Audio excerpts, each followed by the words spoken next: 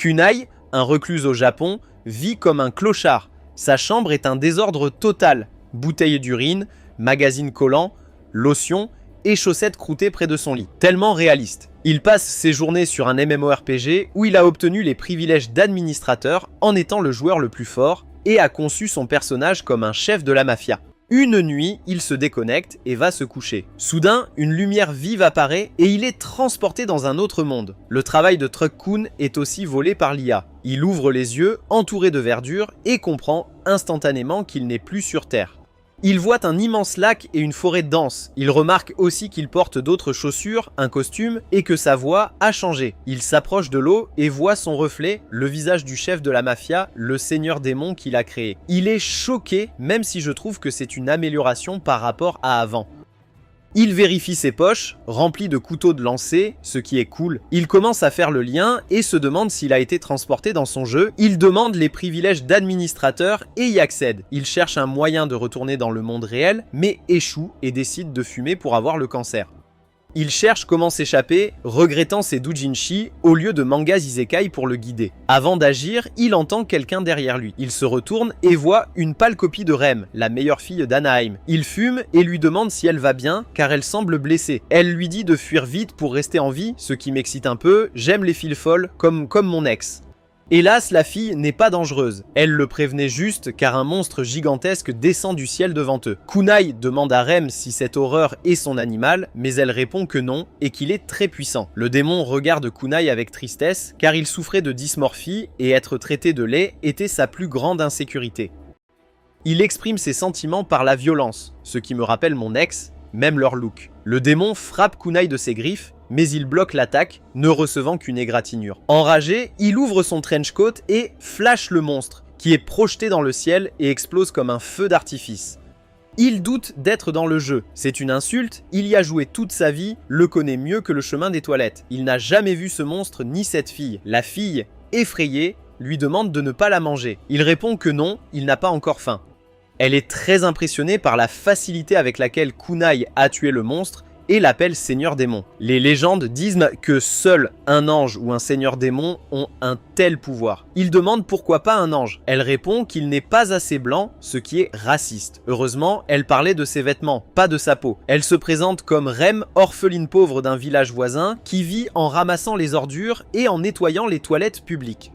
Pour cette raison, les villageois la haïssent, la traitent de paria, de sale, de malodorante et l'ostracisent. C'est très isolant pour elle. Elle ne rêve que d'une vie normale où chacun s'occupe de ses affaires, mais l'humanité est morte. Elle lui dit que ce monstre terrorise leur village, exigeant des sacrifices. Cette fois, les villageois l'ont offerte de force, jugeant sa vie sans valeur. C'est pourquoi le monstre la poursuivait. Il tente de lui soutirer des infos, lui demandant si elle connaît le Japon. Elle secoue la tête, n'en ayant jamais entendu parler. Il lui demande alors où ils sont. Elle répond que c'est le Saint Royaume des Chérubins, entièrement contrôlé par les églises. En gros, l'Amérique sans les fusillades scolaires. Elle est sale. Il lui dit de se laver vite dans le lac voisin. Il l'attend au loin. Elle est ravie de prendre un bain. Elle entre dans l'eau et se lave, tandis que Kunai, derrière un arbre, manipule les paramètres d'administrateur. Il réalise qu'il a un accès total et peut donc créer beaucoup de choses. Sachant cela, il invoque un savon et une serviette, s'approche du lac et les lui tend pour qu'elle se nettoie bien. Elle sort du lac. Il remet tout dans le vide d'où il l'a tiré, puis lui demande si elle sait d'où vient ce démon. Elle répond que le monstre, un être puissant, était scellé dans le sanctuaire des vœux, mais a brisé son sceau pour une raison inexplicable. Il lui demande de le guider. Elle accepte, mais il voit qu'elle a mal aux pieds. Il se tourne pour qu'elle monte sur son dos. Surprise, elle lui dit de ne pas la toucher, car elle est sale et une paria. Il répond qu'il est athée et lui dit de monter. Elle se met à pleurer, n'ayant jamais vu une telle empathie. Elle lui dit n'être qu'une ramasseuse d'ordures et nettoyeuse de toilettes. Pourquoi est-il si bon? Il répond que ces métiers sont essentiels à la société, puis la prend sur son dos. Il ouvre un carnet, le lui montre et lui demande si elle peut lire ce qu'il a écrit. Elle trouve son écriture moche, mais finit par lire toute la fanfiction qu'il a écrite sur Harry Styles. Ce phénomène l'intéresse, car il ne comprend pas pourquoi la langue est la même si le monde est différent. Pour répondre à ça, je n'ai qu'un mot, la colonisation. Il lui demande plus de détails sur l'endroit où ils vont, mais elle répond qu'elle-même en manque, car le sanctuaire des vœux est un lieu sacré, Et si on arrive à y pénétrer, son vœu se réalise. Ils atteignent enfin un sanctuaire et il sent une odeur de pourriture. Il dit à Discantrem de rester dehors pendant qu'il va vérifier. Il s'enfonce dans la grotte, aperçoit des cadavres au sol et arrive au fond où il trouve un trône géant sur lequel est placée la statue d'une vieille femme ressemblant à une sorcière. La femme sorcière se réveille et lui dit qu'elle a cette apparence parce qu'elle ne porte pas de maquillage avant d'appeler Kunai le seigneur démon. Cela le trouble car il ne s'est jamais vu comme un seigneur démon, il voulait juste être un chef de la mafia. Elle lui dit qu'elle a exaucé de nombreux vœux et que ce sera le dernier avant de disparaître dans le vent. Il devrait donc bien réfléchir avant de demander ce qu'il veut. Il lui dit de se taire et lui demande pourquoi il est là et si c'est elle qui l'a invoqué. Elle répond que c'était le vœu des hommes morts à proximité qui voulaient que le seigneur démon soit invoqué dans ce monde. Et elle a simplement exaucé leur vœu. Il la regarde et lui demande si c'est elle qui a aussi libéré le démon, mais elle répond qu'elle n'a rien à voir avec le démon. Quand ces gens ont voulu invoquer le seigneur démon, le démon s'est échappé de son sceau de lui-même, a tué ces gens avant d'aller harceler les villageois. Elle lui demande de ne pas perdre son temps et de simplement faire son vœu. Il lui dit de le renvoyer dans son monde, car ses bouteilles d'urine et sa chaussette croûtée lui manquent. Mais elle lui dit qu'elle ne peut pas le faire avant de se désintégrer en poussière. Mais avant de se désintégrer complètement, elle lui donne une bague qui se coince à son doigt, le faisant ressembler à une file gothique. Il retourne dehors et trouve Discantrem qui l'attend. Il commence à marcher et elle le suit. Il lui demande s'il y a une grande ville à proximité, elle répond que oui, et il lui demande si elle peut lui dessiner une carte car il veut y aller. Elle s'attriste un peu et lui demande s'il veut qu'elle le quitte. Il la regarde, surpris, et lui demande si elle veut venir avec lui. Elle répond avec enthousiasme qu'elle ne veut pas venir avec lui s'il n'a aucun problème avec elle, car elle n'a nulle part où aller, ayant été chassée du village. Il lui dit que s'il n'a aucun problème avec ça, il ne voit pas d'inconvénient à ce qu'elle l'accompagne, car une personne de ce monde peut être utile. Elle est folle de joie et lui demande s'ils peuvent retourner une fois à son village pour qu'elle récupère ses affaires et il accepte. Il la porte à nouveau sur son dos et court vers son village pendant qu'elle explique que son village a été maudit par le démon, qu'ils n'ont plus d'eau courante, que toutes les terres agricoles sont devenues stériles et que le sol est empoisonné. Elle le dirige ensuite vers une grande clôture et il lui dit que son village est à l'intérieur de cette zone. Ils entrent dans le village, elle descend de son dos pour aller chez elle, quand soudain, un groupe de jeunes hommes l'entoure. Kunai dit adios et disparaît complètement, comme mon père, tandis que Discantrem se retourne pour le chercher. Kunai est meilleur que mon père, cependant, car il la contacte par télépathie et lui dit de ne pas avoir peur, car il est là. Les gars commencent à la narguer et à la couvrir de honte, disant qu'elle n'aurait jamais dû revenir, que sa mère était une pensée TikTok, qu'elle est sale et de harem, et qu'elle aurait dû se sacrifier au monstre car elle ne mérite pas de vivre. Ils commencent à lui jeter des pierres pendant qu'elle essaie de se protéger. Finalement, Kumak décide que ça suffit et apparaît devant eux, bloquant leurs attaques. Ils sont choqués de voir cet homme qu'ils pensaient d'abord être le sous-fifre du démon. L'un d'eux le reconnaît comme le seigneur démon et prend peur.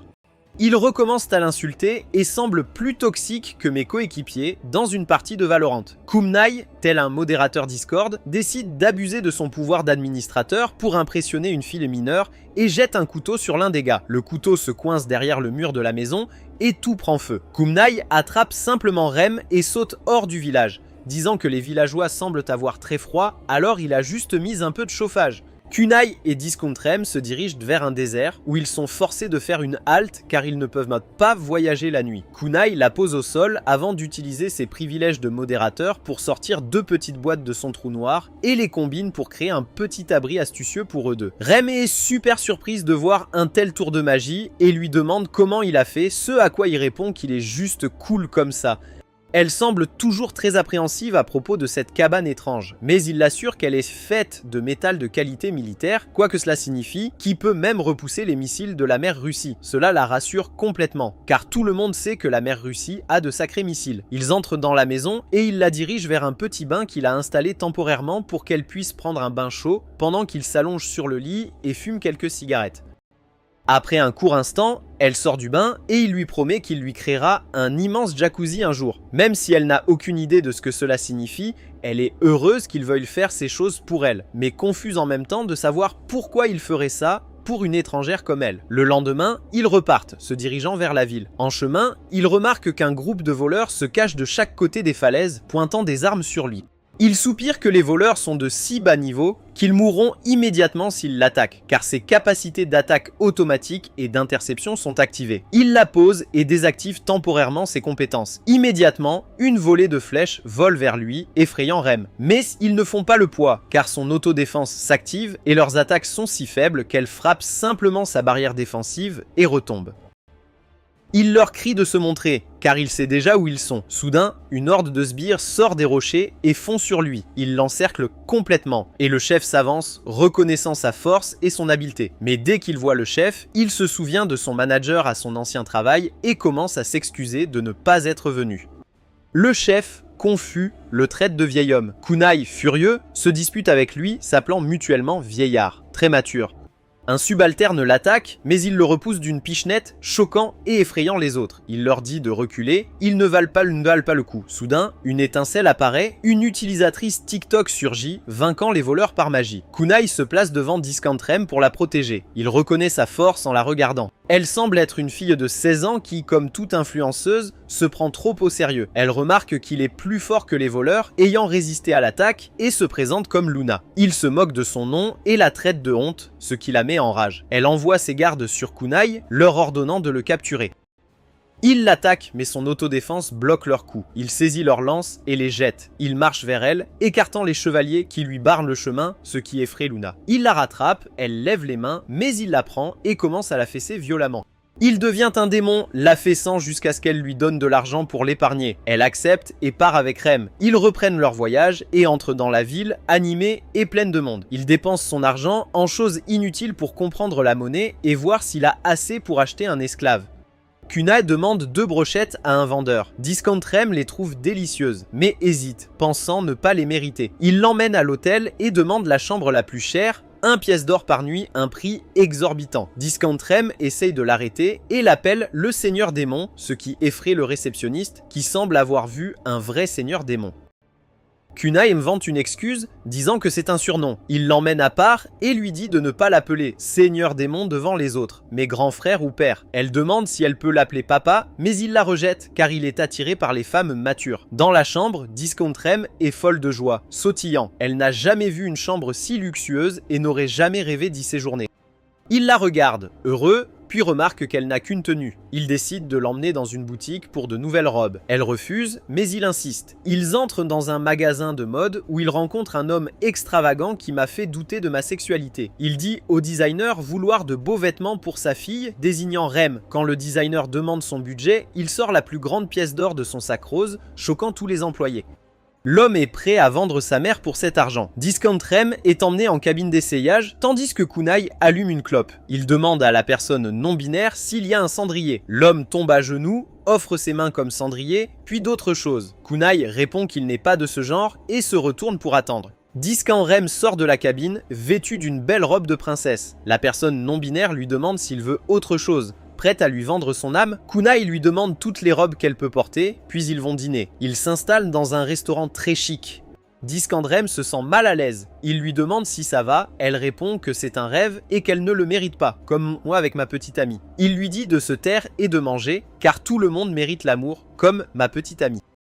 Ils mangent quand une Luna dérangée entre, appelant Kunai le Seigneur Démon. Cela attire l'attention des clients, déjà intrigués par Kunai et les rumeurs d'achats extravagants pour sa prétendue fille. Pour désamorcer, il offre une place à Luna, mais elle agit en capricieuse. Il lui fait comprendre que si elle n'obéit pas, il la punira encore. Effrayée, elle s'assied. Kunai commande pour elle, lui disant de manger avant de se lever, s'excuser pour la scène et offrir à tous une bouteille de vin gratuite. Après le dîner, lui et Discantrem rentrent. Elle lui demande pourquoi il est si méchant avec Luna, mais si gentil avec elle, roturière, alors que Luna est noble. Il lui dit que son cœur est avec la mère Russie et qu'il veut faire tomber les capitalistes en détruisant la société aristocratique. Elle ne comprend pas, et vous non plus. Mais c'est suffisant pour la faire taire. Il remarque qu'elle boite encore des blessures reçues en étant poursuivie par le démon. Il la prend et la porte jusqu'à l'hôtel. Arrivé, il allait se coucher quand on frappe. Il ouvre et retrouve Luna. Il lui dit de dégager, son visage l'agace. Mais elle le supplie d'arrêter, elle n'a plus d'argent, il a tout pris. Il lui dit juste de retourner avec ses troupes dans leur tente. Mais elle lui dit qu'elle leur a dit de rentrer car il avait honte. Il soupire et lui rend la bourse. Mais elle lui demande si elle peut rester avec lui et il refuse. Mais Rem la discante lui dit d'être un peu gentil et il la laisse finalement rester. Le lendemain, il est assis dans le salon et demande à Luna de lui raconter toute l'histoire de cette ville. Elle ne répond pas d'abord, mais quand Rem la disconte lui demande de l'aider, elle lui dit que cette ville faisait partie de la civilisation la plus sacrée, créée par un être divin, réputé être enterré dans le sanctuaire des vœux, au cœur d'une forêt dense. Mais après cela, la ville est tombée en ruine, et maintenant, ils font tout pour que ça n'arrive plus jamais. Il lui dit que tout ce qu'elle vient de raconter est complètement ridicule et quitte la maison pour se faire de l'argent. Il s'approche d'un magasin d'antiquités et y entre, parlant au propriétaire avec beaucoup de bravade, agissant comme une personne de très haute lignée. Et ça marche sur le propriétaire. Il lui dit qu'il a un tas d'objets antiques extrêmement précieux à vendre et que n'importe qui en ville vendrait sa mère pour acheter ces antiquités. Cela intéresse complètement le propriétaire, qui lui demande de lui montrer quelques objets. Il sort de sa poche un stupide bol en terre et le pose sur l'étagère. Ce pot en terre a été fabriqué par lui grâce à ses compétences, car l'art de la poterie n'a pas encore été découvert dans cette civilisation. Ce bol finit par captiver le propriétaire qui l'examine longuement avant de lui demander combien il en veut. Ne sachant que dire, car il avait fait ce bol pour rien, pratiquement sans valeur, il lui dit que c'est un gage de leur amitié, car il veut maintenir une relation longue et fructueuse avec lui. Cela surprend vraiment le propriétaire, mais avant qu'il ne puisse partir, Kunai se souvient qu'ils sont complètement fauchés. Alors il se retourne et lui dit qu'il a perdu son argent dans un accident et qu'il voudrait un petit paiement pour cela. Le propriétaire lui demande combien il veut et il lâche qu'il veut 1 pièce d'or géante, la plus grande monnaie qu'il possède. Le propriétaire est choqué mais finit par accepter. Kunai lui dit que l'or est très précieux et de ne pas le vendre en dessous de 5 pièces d'or géantes avant de prendre congé. Honnêtement, il est meilleur que les escrocs indiens. Il retourne à son hôtel où il entend un énorme vacarme dehors et quelqu'un crier le nom de Luna.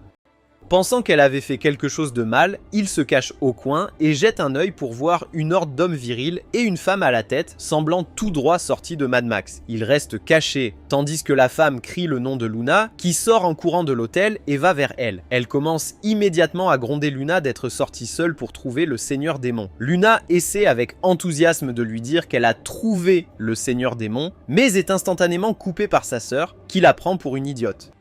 Avant qu'ils ne puissent régler leur compte, cependant, un groupe d'hommes encapuchonnés apparaît de la foule, encerclant leurs unités des deux côtés et commence à les attaquer avec leurs sorts de feu et de magie. Ils ciblent la dame Mad Max qui sort simplement une épée géante de derrière elle et l'utilise pour tout dévier. Tu déchires, reine?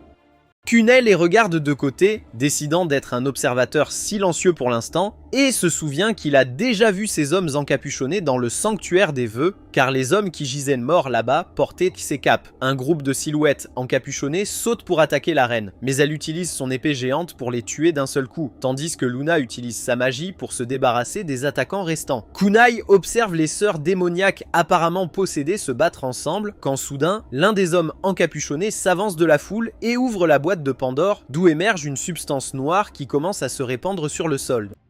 La reine dit à tout le monde de fuir la substance noire tant qu'ils le peuvent. Quel monstre raciste! Ils sont cependant incapables de s'échapper à temps car la chose noire les enveloppe et les rend impuissants alors qu'ils tombent au sol complètement sans défense.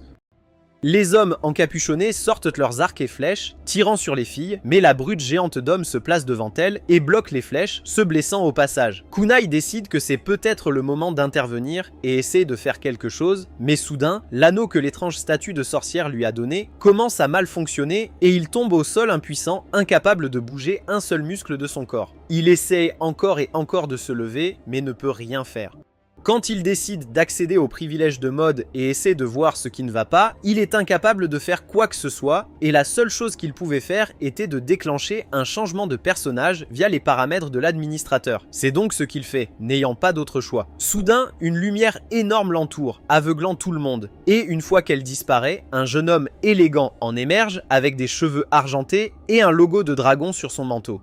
Il semble que toute la personnalité de Kunai ait changé, passant d'un gentleman émo à un punk bruyant, jeune et arrogant. Il regarde les filles allongées et gronde les hommes encapuchonnés d'essayer de blesser femmes et enfants. Les hommes encapuchonnés sont également confus à la vue de cet homme flamboyant et décident de l'attaquer.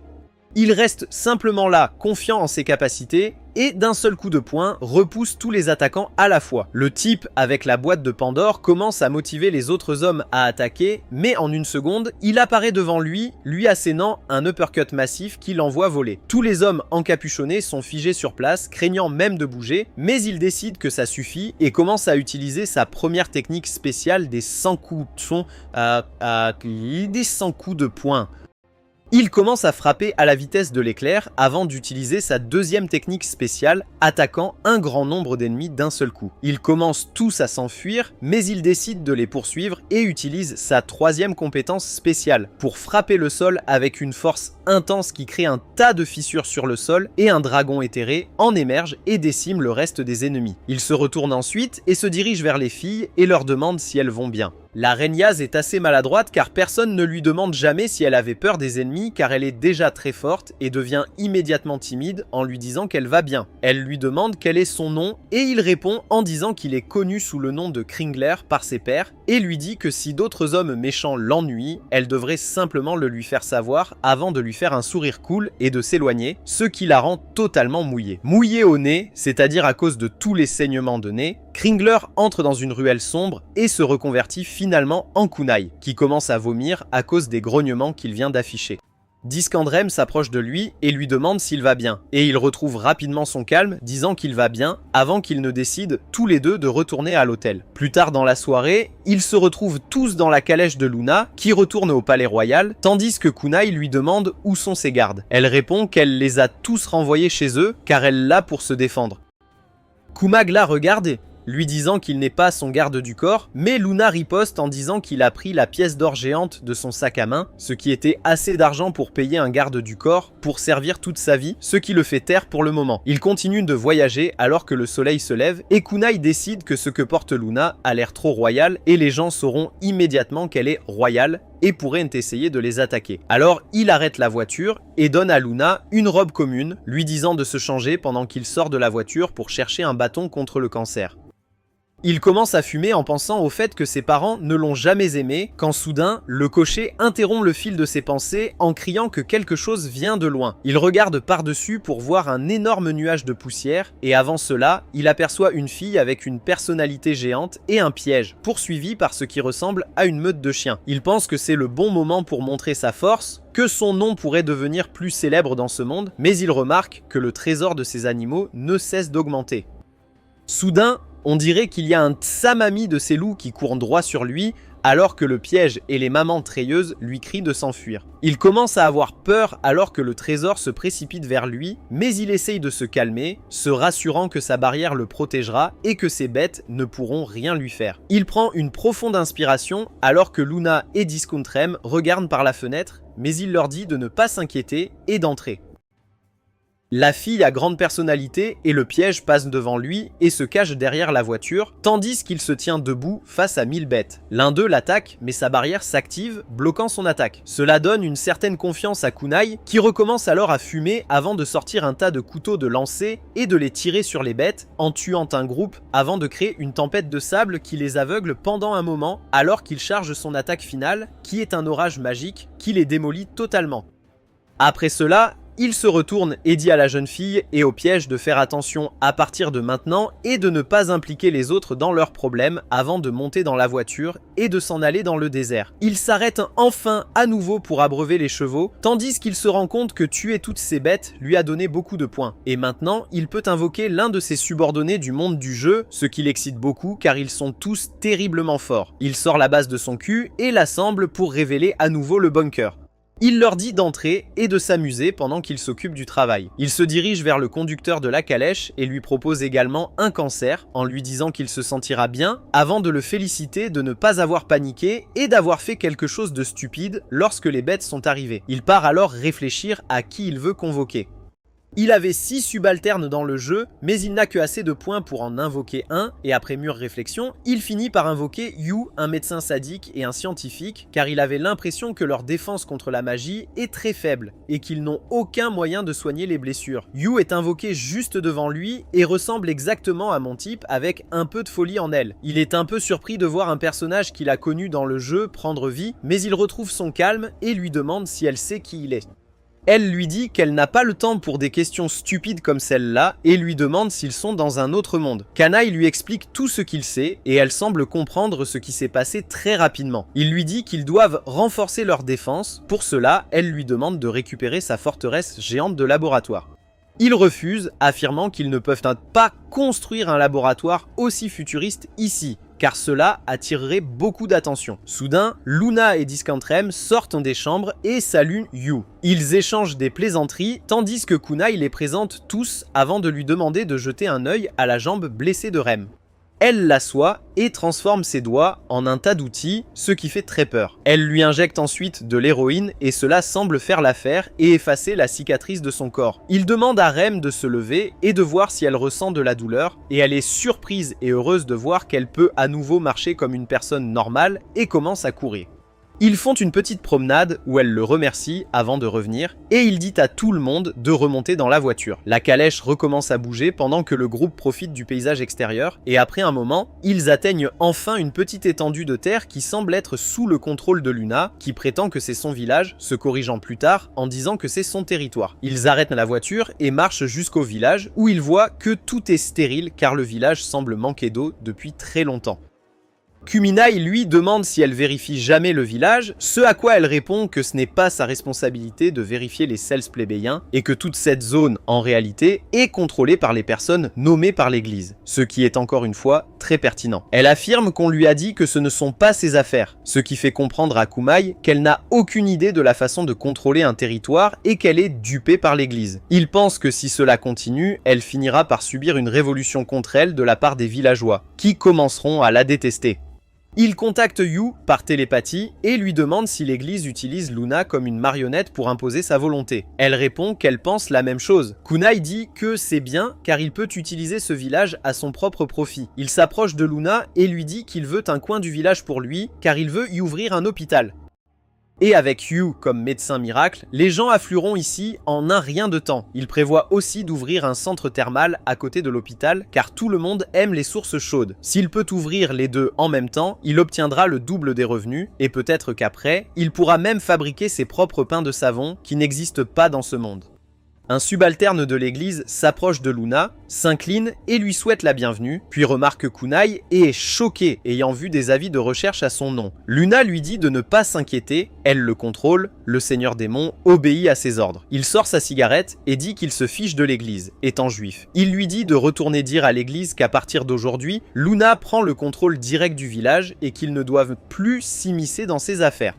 Le type s'inquiète et dit qu'il doit parler à ses supérieurs, mais Kunai dit qu'il pensait que Luna était la propriétaire de ce territoire et lui demande s'il veut suggérer que la terre est contrôlée par l'église et non la princesse. Le type recule immédiatement en disant que, bien sûr, Luna est la propriétaire de toute la terre et change de sujet. Elle demande à Kunai si ce qu'il fait bénéficiera au village et si cela augmentera les impôts qu'elle en tire. Quelle croqueuse de diamants! Kunai répond oui, affirmant qu'il l'aidera à remettre le village sur pied. Il passe devant le champ rempli de lapins-garous, et quand Kunai s'enquiert, Luna répond qu'il vivait auparavant dans la ville principale, mais l'Empire sacré, sous le contrôle de l'église, a créé une division raciale menant à la haine envers les non-humains.